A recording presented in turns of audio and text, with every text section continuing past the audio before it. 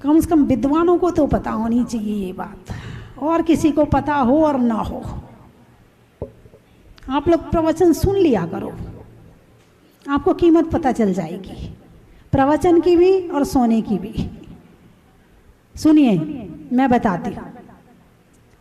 Colour एक है, लेकिन सोना बाहर के वातावरण से प्रभावित नहीं होता है और पीतल बाहर के वातावरण से प्रभावित होता है।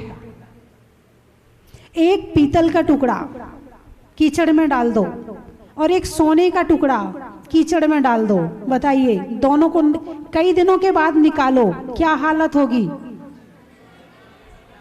सोना तो ज्यों का त्यों चमकेगा और पीतल काला पड़ जाएगा, इतना काला पड़ जाएगा कि दिखेगा ही नहीं।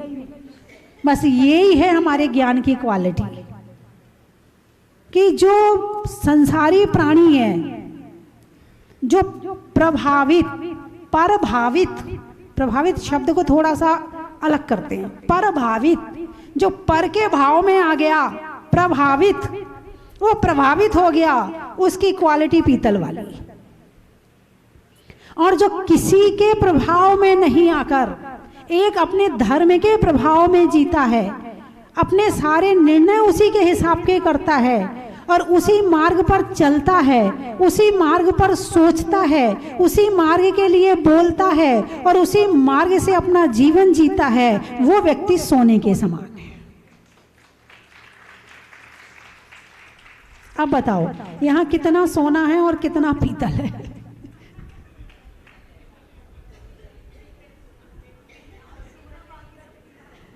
जो प्रभावित हो गया, परभावित, जो पर से भावित हो गया, वो पीतल, और जो स्वयं से भावित है वो सोना।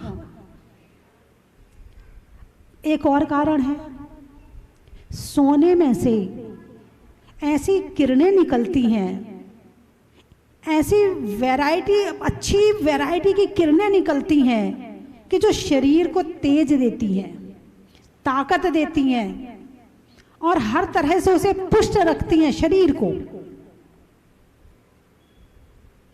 सोना पहनने का कारण ये नहीं है कि वो बहुत महंगा है। सोना पहन करके हमारे शरीर के सोने की कमी पूरी होती है। शरीर में सोना भी है, चांदी भी है, तांबा भी है, जस्ता भी है, एल्यूमिनियम भी है, पीतल भी है। इसमें जितने धरती में गुण होते हैं और जितनी धातुएं होती हैं वो सारे शरीर में हैं। आप आयुर्वेद में देखो, जिस चीज की कमी शरीर में हो जाती है, स्वर्ण भस्म, चंद्र भस्म, पन्ना पिष्टी, मोती पिष्टी, ये क्या है? अरे बोलिए ना, ये क्या है? जिससे मिलकर ये धरती बनी है, उन्हीं सबसे मिलकर हमारा शरीर बना है। तो सोना पहनने का कारण ये नहीं है कि सोना पहनने का अच्छा लगता है, थोड़ा अभिमान दिखाया जाता, मैं भी बड़ा आदमी हूं, मेरे पास भी सोना, ये नहीं है कारण। ये कारण है कि सोना पहन करके शरीर को ऊर्जा मिलती है, ताकत मिलती है, इसीलिए सोना पहना जाता है। अब तो उसको धन मान करके उसको तो बस तिजोरी में रखो, पहन तो सकते नहीं। कौन छीन के ले जाए, चैन छीन के ले जाए, कौन चुरा के ले जाए, क्या पता नहीं किसी का। जब सोना पहनने का कारण भैया जी ये है, लेकिन कषायों ने इसका उद्देश्य ही बदल दिया है। अभी बहुत कुछ सीखने की जरूरत है अपन को, और आपको नहीं, मुझे भी। ऐसे नहीं कि मुझे बहुत कुछ आता, अभी मुझे भी बहुत कुछ नहीं आता। अभी कहाँ तक पहुंचना है? केवल ज्ञान तक पहुंचना है। कहाँ तक पहुंचना है? और इसके लिए क्या, जैसे 16 ताव में सोना तपता है, ऐसा तपना पड़ेगा। मैंने बताया था कि जून के महीने में मिट्टी तपती है, तो फिर बारिश में बीज बोया जाता है तो फसल अच्छी होती है। ऐसे हमारे भगवान महावीर ने 12 तप बताए हैं। वो तो निर्जीव मिट्टी है, लेकिन ये जीव सहित मिट्टी है, सचित्त मिट्टी है।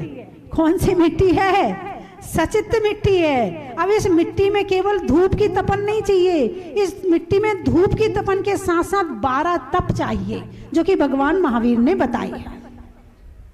यदि 12 तप को तपते हो तो इस शरीर में, इस आत्मा में खुशबू आएगी, और वरना इस शरीर में भी बदबू आएगी। और ऐसे विचार होंगे कि लोग तुम्हारे विचारों की बदबू, यानी बुरे विचारों के कारण तुम्हारे पास कोई नहीं बैठना चाहेगा।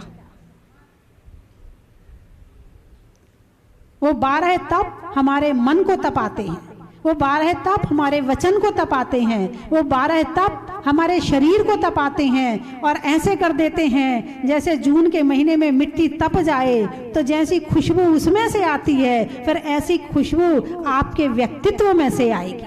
हर कोई चाहेगा भाई उनसे एक बार बात तो हो जाए, वो हमारा एक बार फोन तो उठा लें, वो एक बार उनसे चर्चा तो हो जाए। हम कहेंगे नहीं भाई साहब ये ऐसे नहीं, वो कह दे एक बार तो हम मान लेंगे। क्या सारी दुनिया कह दे नहीं मानने वाले, और उन्होंने यदि एक बार कह दिया तो मान जाओगे। ऐसा कब होगा? अरे बोलिए ना, जब 12 तप होंगे। और तप नाम की चीज अकेले संतों के लिए नहीं है। बच्चे सुन लें, क्या 12 तप के नाम याद हैं आपको?